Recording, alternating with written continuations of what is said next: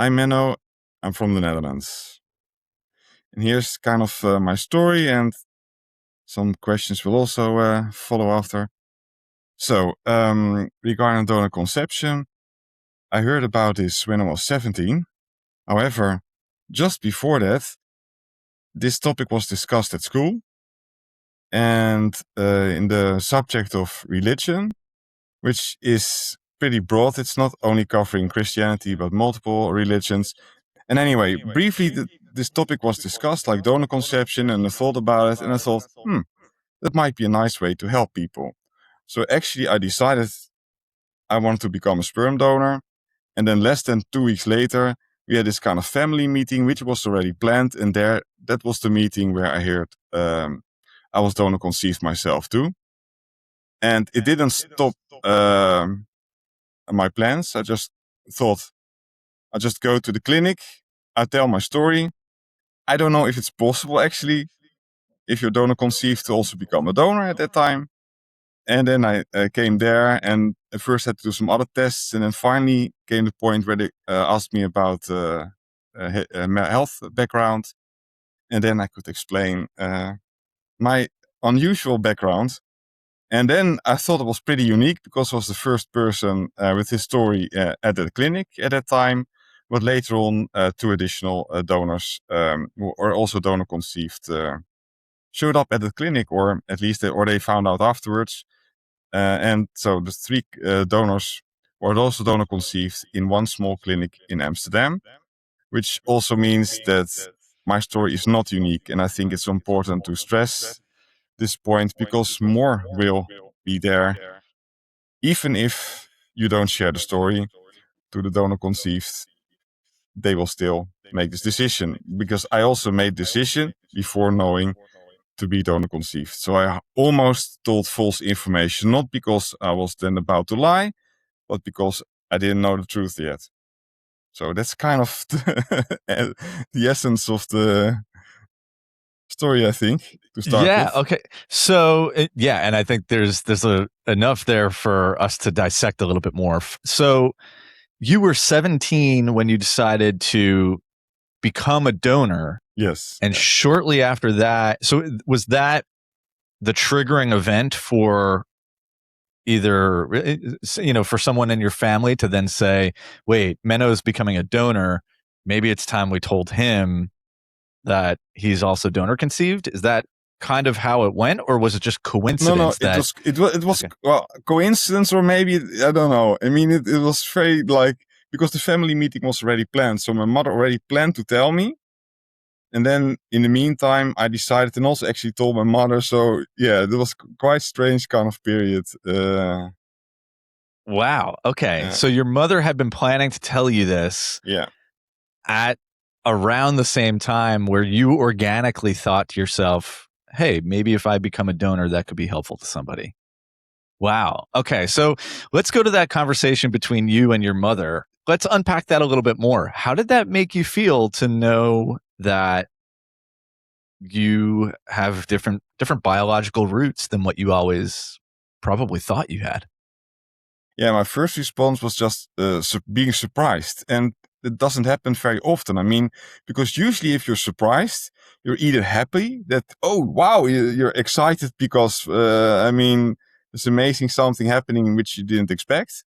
Or you're sad because something tragic happened, which you did not expect. But to be neutrally surprised is pretty rare, actually. And I didn't have positive or negative at first. It was like, what? Yeah. That was my initial response. Got and it. then also and to seeing seeing my mother in tears and these kind of things. Then afterwards I thought, okay, this kind of secrecy part and this kind of thing, that's not good. And I understand.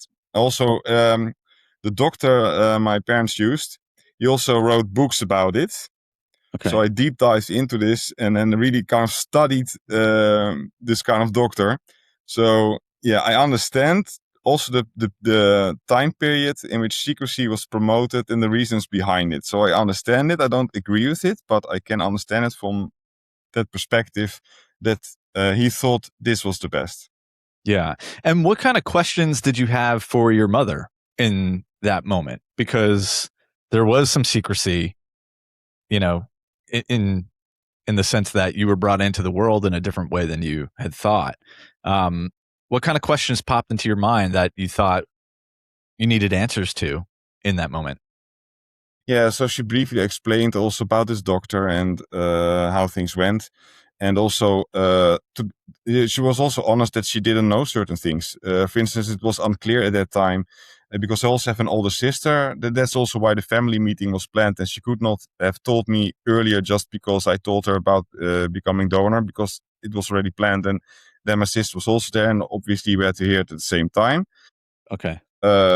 Yeah, I didn't have so many questions. I was just, pretty surprised. And I mean, I could understand it well. And I mean, yeah, I never doubted that my mother wanted to do the best. And then Right. you can think afterwards, okay, it was the optimal decision, which is different kind of thing. But I mean, I never doubted her intention. Yeah. And did you grow up with a father in the picture, or was it just your mother who raised you and your sister? Well, my parents divorced when I was quite young. He was still in the picture. Yeah, different in a different way than if you really live together for most of the time. Okay. And did you have any thoughts connected to the dad who raised you? And, you know, was there wonder around if he knew that he was not biologically connected to you? Did it affect the way you viewed him in general as a dad? How did that relationship's perspective change for you? Yeah, so initially when I heard it, only my mother told me because the divorce was not that they could explain it together. So my mother decided at some point she wanted to tell us before maybe he would do it in another kind of way. And so at that time he was not there. So afterwards I contacted my father, and yes, my mother did inform him, but in a kind of way that he only knew it afterwards. So then I just arranged a kind of meetup, and then want to reassure that for me nothing really changed.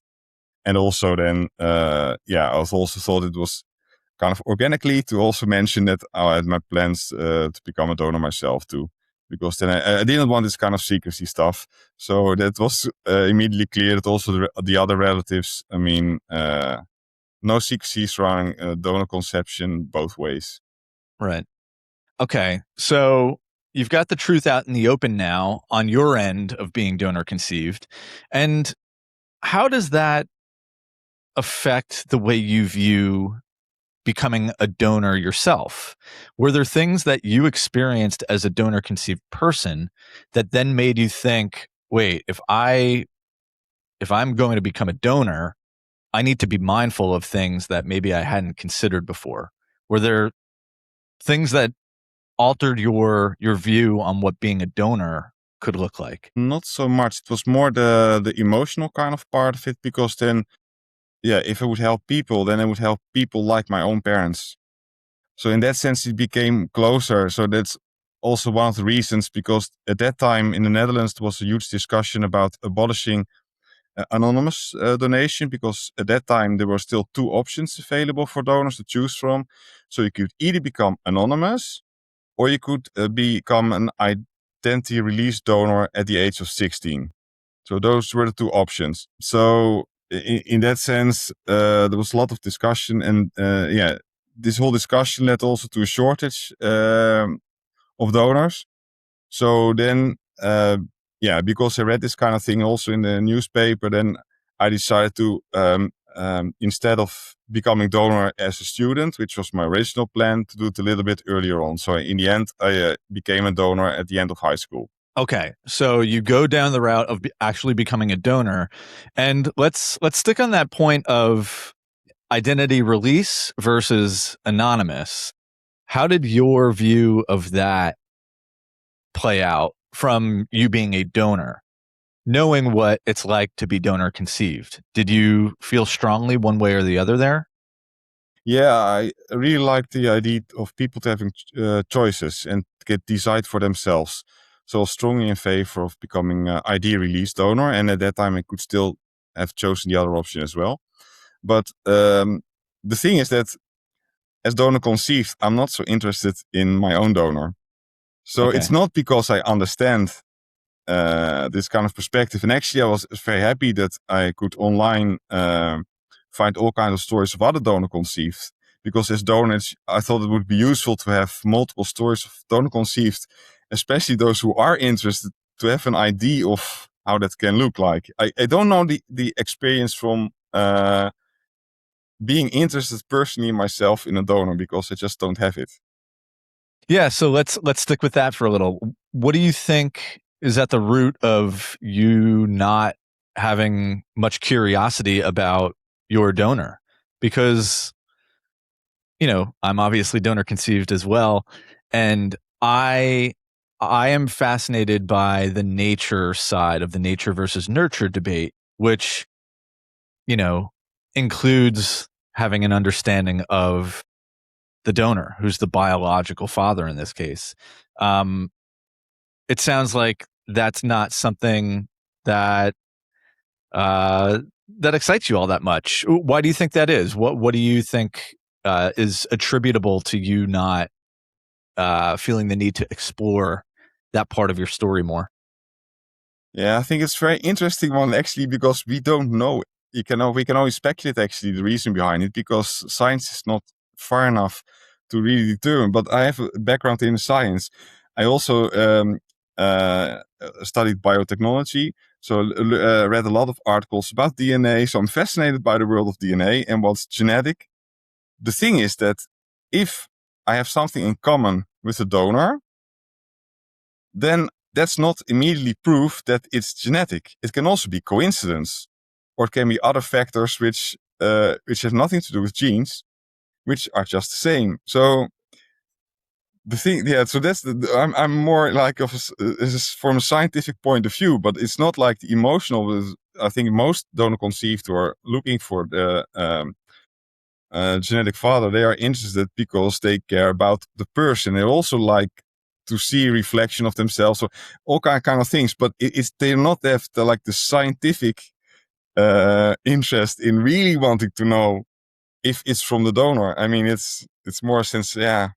So it's different in a sense. That's interesting that you see it that way, because I, in my experience, have, I'm one of 14 donor siblings, and there are things that I see in the donor in my story where it feels undeniable to me that it's the commonalities that we have are due to genetics. And I agree with what you said. There's always the chance that it could be coincidence. However, some of those things that I see in the donor are also reflected in my donor siblings as well, which to me indicates an increased likelihood that it's connected to DNA. So that seems like not something of interest potentially for you, or is it just because there's no way to truly prove what comes from genetics and what is just a coincidence that you kind of just say, you know what, I'm indifferent towards this?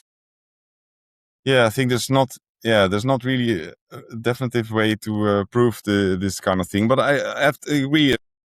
In the end, I did look up the donor through my heritage to find out, also to be able to pass this information on to the next generation. I also have children myself, so then and also the donor conceived for my donations.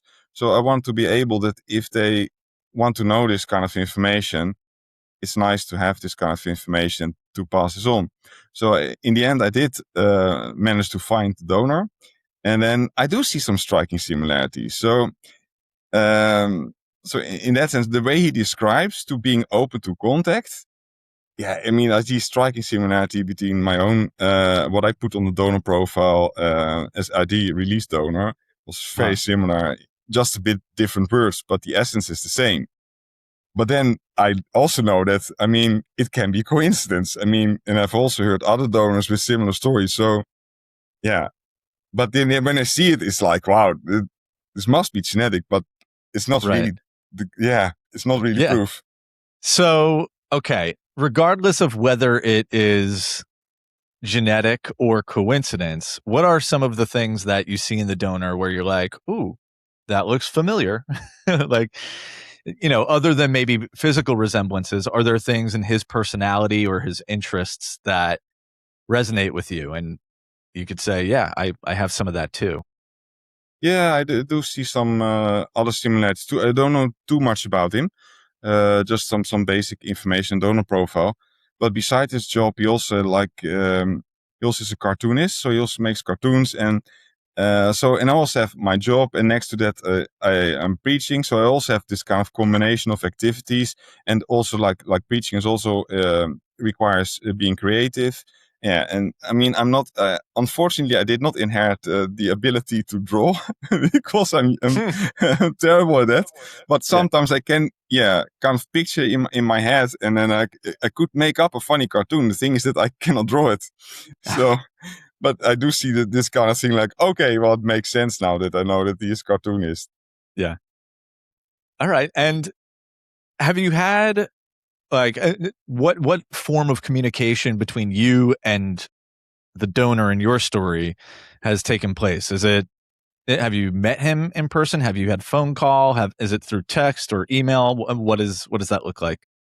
Yeah, the thing is that when so I found a half sibling, half brother, and he was already looking for who the potential donor could be, and then he found 3 brothers, and they were not in the DNA site themselves, so it was not unclear which one of those brothers it was. And then so we asked them, and then one said clearly, well, I never been donor, so we could rule that one out. So then 2 remained. One said, okay, yeah, I was a donor, so it could be me. But the other one was deceased. So, and then I thought like, okay, he became donor. I became donor. So there were 2 donors in the family. It can be also that there's 3.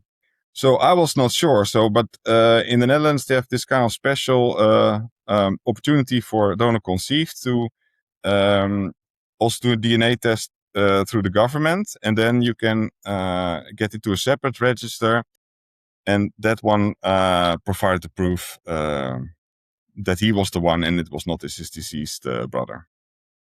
Okay. So I called him once, and then talked about this kind of, but at that point I did not know for sure if he was the donor or not. Okay.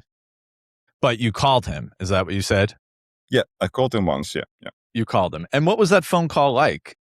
Like hearing his voice on the other end of the line, was there any sort of like specific feeling that came up for you? Were you nervous going into it? Were you curious? What was the feeling that you had when you dialed his number? Yeah, it was a bit strange, and also because at that time I wasn't sure if he was the donor or maybe it was his brother. So that was also a bit strange. And actually, initially, because he had the idea that based on my birth date, it could not he could not have been the donor. So that was also a bit confusion there. So it was a bit weird. And then afterwards we communicated through email, and also then we send each other a kind of profile, some information and a picture. Okay. And you said that you discovered another half sibling in this process as well. How many siblings that you know of are you connected to? So far, I've only found one. You've only found one. And you said you had a sister you were raised with, correct? Yeah, that's true. Yeah. Okay. And is she also donor conceived? Yeah, she's also donor conceived, but so at the time my mother told us, it was unclear whether it was the same donor or not, and it turned out not to be the same donor. Not the same. Okay.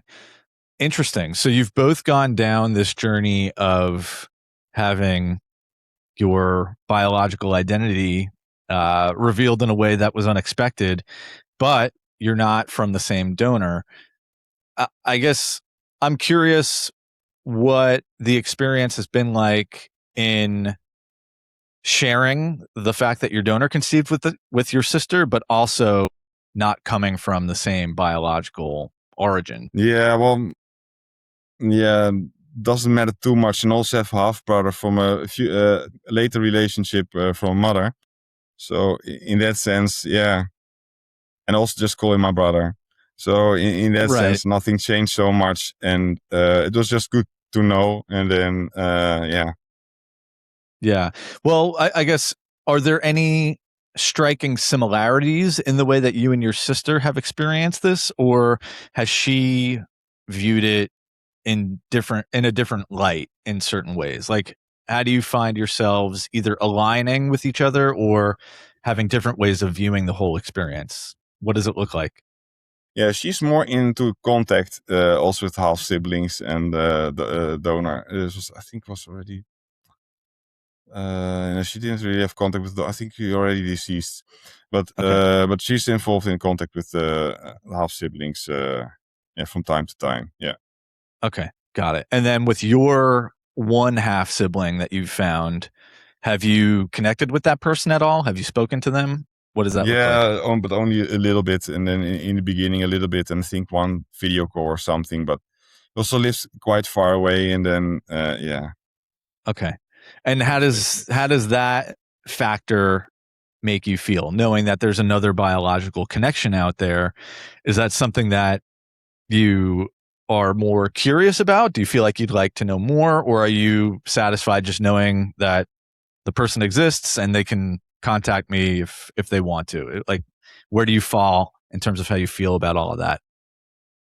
Yeah, in a way, you're still strange from each other. So in that sense, yeah, I don't feel that strong kind of connection. And yeah. Got it. Okay. All right.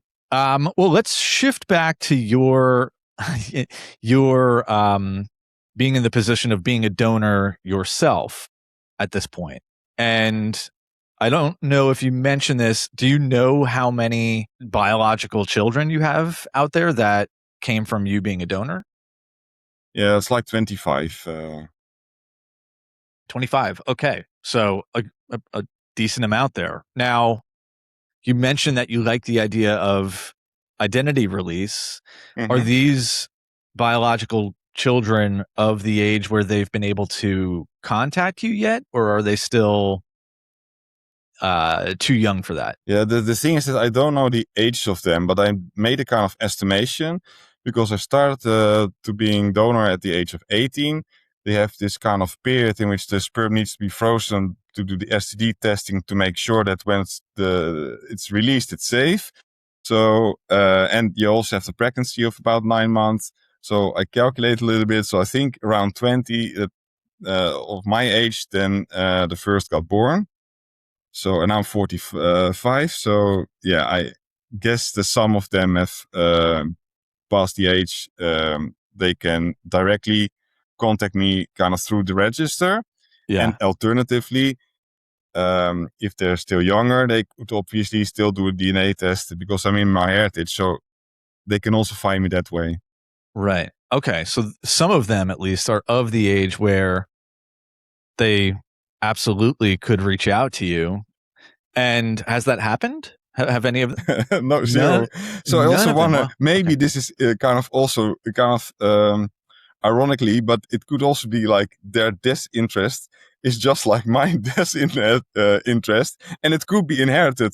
I mean, yeah, that would be quite funny. So I hope in the way that science can determine if this is the case. But Wow. anyway, Okay. yeah. That's interesting. All right. So you at least there's at least a few of them who have had an opportunity to understand who you are and reach out to you if they felt inclined to do so, and thus far have chosen not to. That's interesting. Maybe that lack of interest is genetic. Wow. Okay. And how do you think? Yeah, I assume you've prepared mentally for what it might be like to receive that first message from someone. Um, is that something that you think about with any, like, what level of frequency is this on your mind? The thought that, like, the day could be coming where somebody finally reaches out, and how is that going to go? Do you think about that a lot, or not so much? Yeah, I think about it from time to time, and every year I have a calendar on a paper, and yeah, I always write down this kind of the estimate age of the oldest, to have an idea of, okay, how old would they be approximately. And at first to also have an idea, like when was the first reaching 16. So that was kind of the threshold that they could contact me. And then, Right. Okay. All right. So we'll have to get a follow-up episode going for when one of these these biological children actually reaches out and see how that went. you never know, maybe years. Yeah. Who knows how long it could be. I guess going back, I want to compare a little bit between your experience as a donor conceived person and then what you think donor conceived people that you help bring into the world, like what those two experiences are like and what you think could potentially need to be changed.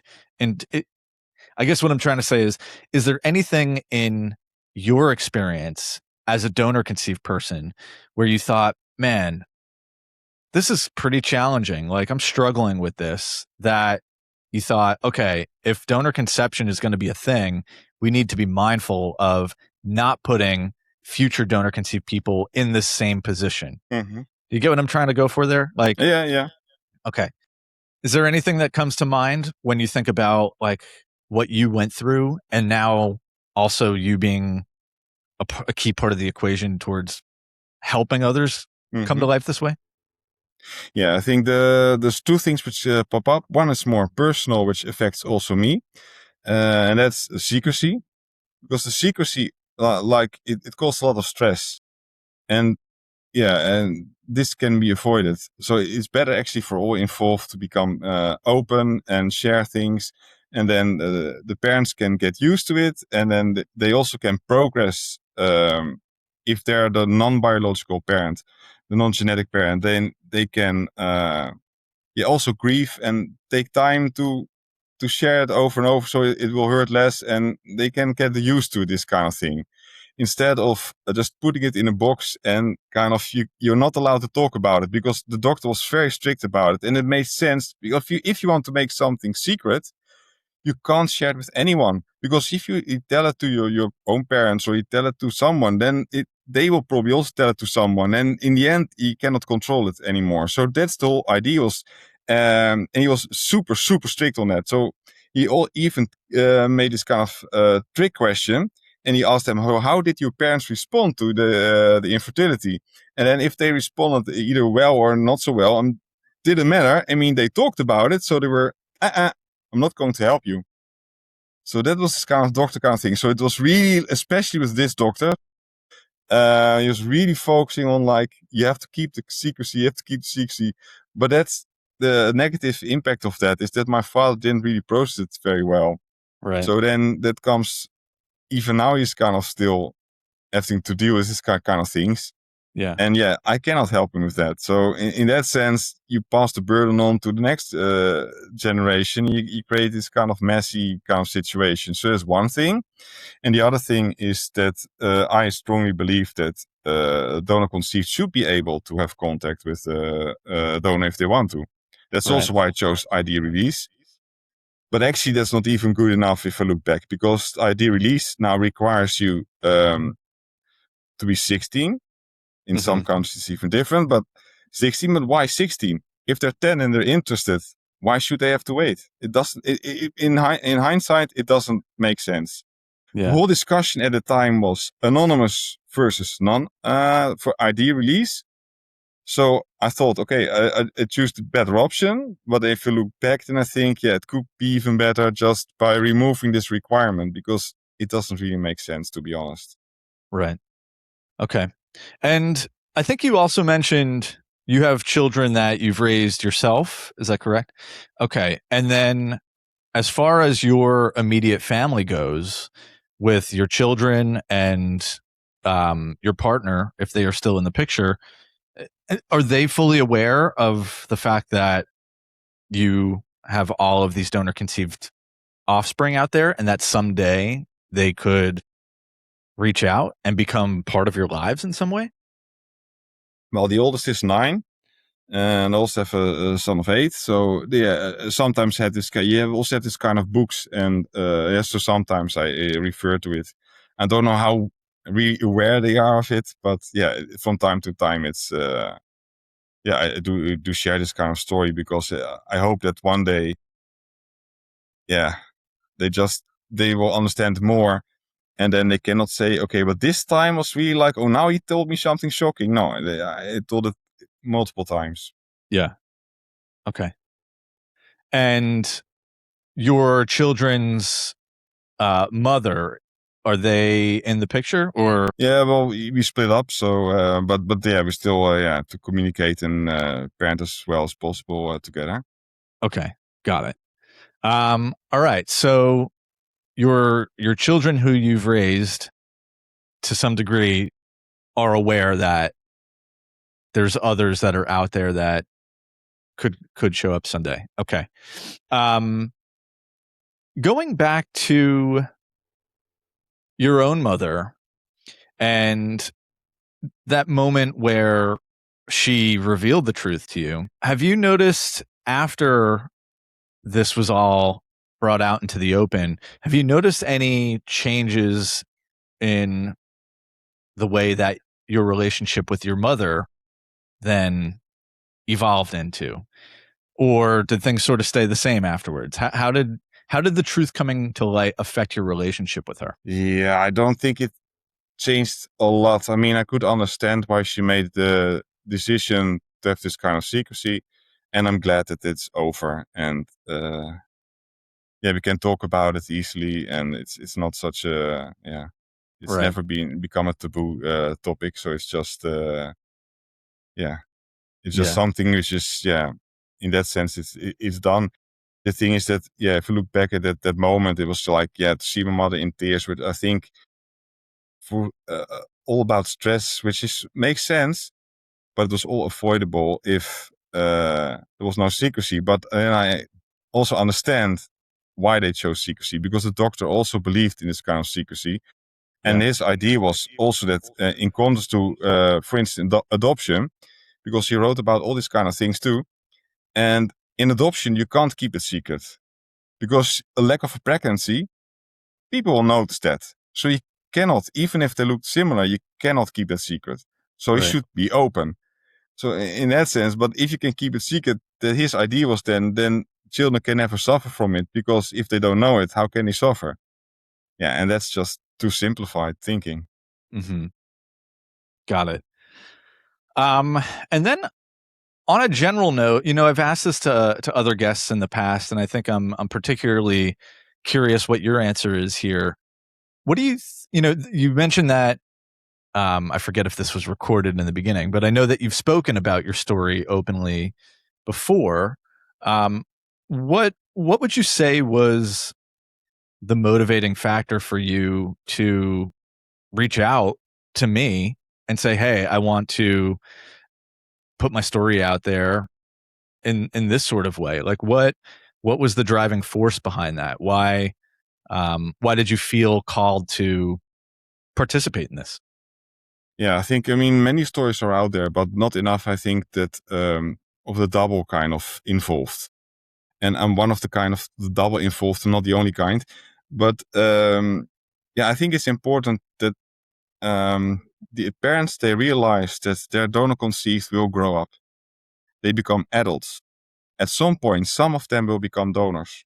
Some of them will need a donor for their own achieving of their child wish. So it's good that this kind of awareness is there for them, but also for other donor conceived.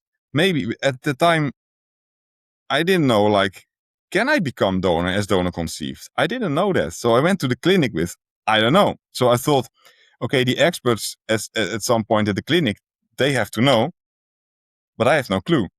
But that creates kind of uncertainty, which can also be avoided if you know that at least it's possible. Mm-hmm. So let's stick with that. You go to the clinic to donate, and did you know that you were donor conceived at the time? I know there was that 2-week gap. You did. So did they have any pointed questions? Did they have questions for you connected to your medical history? Because that was new information that you were gathering pretty much at the same time, that, hey, my paternal side of medical history is not what I always thought it to be. Did they ask you anything about that, knowing that you were Yeah. donor conceived? Yeah, no, not so much knowing that I was donor conceived, but that was the type of conversation where I could mention that I was donor conceived, because they Right. first want to do this other kind of testing. Yeah, we have the conversation later on. So I was like, okay. So they kept this kind of tension for some time before I could tell. Actually, well, my story is a little bit different from the usual one, but the thing is that they didn't see any problem, because the donor that helped my parents, he also had this kind of screening similar to the one I had, and he passed it. There were no medical concerns there. So in that sense, there were not really medical concerns. The only thing was that they had to ask then the recipients about their own background, just in case that if they would also be donor conceived, yeah, that it should be not the same donor kind of thing. Okay. Got it. All right. I'm trying to think if I have any other specific questions. I think we covered a lot. So, is there anything else in your story that maybe we haven't touched on yet that you think is worth just injecting here at the end? Or do you think we covered most of it? Yeah, I think we covered most of it. I think, yeah, I don't know if that's important, but in the Netherlands, it's also that it's not for profit. So you just do it altruistically, so you don't get paid for donations. And also the clinics, they don't earn a lot of money Right. through the whole process. Yeah, obviously they have to get enough money to survive, but it's not for profit Okay. situation. So I'm glad you brought that up. So there's no cash or monetary exchange for donating. What do you think really pushed you in the direction of, as a teenager to say, I feel strongly about doing this, about donating. This is important to me. What made you ultimately say, yeah, like this makes sense for you? Yeah, I thought it was kind of a way to help people, and it was also, yeah, it doesn't take too much time. So it's also like, yeah, because I had to combine it also with. Originally, I thought I would combine it being a student, and it's a full-time study. So sure, you can do some things, but you cannot have like something which, yeah, like a voluntary job, which takes a lot of time, or maybe not on specific times you can choose yourself. So I thought this is something I can do, and there's a great need of it because of the shortage at that time. So I thought this is a good moment to do this kind of thing, and maybe in the future can do something else. Right. And is there anything that you wish you had considered at the time of your donating that you think about now, in your 40s, and you say, "Ah, man, like that thought hadn't crossed my mind," or do you feel pretty comfortable with the way everything played out overall? Yeah, I think most of it I could imagine pretty well. Also, like, I mean, I imagined uh, because when I made this decision, I also imagined, not knowing it was true, how I would feel if I were donor conceived. Okay. And then, so I thought, yeah, I mean, it's good to have a choice. This is also what I thought. And my choice would be, I don't contact him, but I mean, it's good to have a choice. Also, if you say no, it's nice to be able to say, okay, I had this choice and I chose not to do it. And it also shows a kind of respect that people trust you, that you can make your own choices. So in that sense, that is something I really like. And I also imagined, like, I mean, okay, if I'm going to do this, that means that from the day they turn 16 to the day I die, they may contact me. Yeah. Am I okay with this? And then I clearly said yes to myself. Mm-hmm. And that's kind of decision that never changed. So in that sense, it's way different than the other way around. Because I don't have responsibility to contact my donor. I don't have responsibility contact half siblings because it was not really my choice. But they have to be open to contact with the donor conceived, because this is something I chose, and this is part of ID release. It's not obviously it is not by law. They cannot legally say you have to have contact if they want it. Yeah. They can only, the ID release only ensures that they can find out who you are. Mhm. But the whole intention behind it, the whole idea behind it is they hope that you're open to contact. Okay. And I feel a moral obligation, which is stronger than, Then the for me, legal it's one. more Yeah. important than the Yeah. law, than the legal obligation that I have to be open to this kind of contact if they want to. And if they Right. don't want it, it's also fine. Yeah.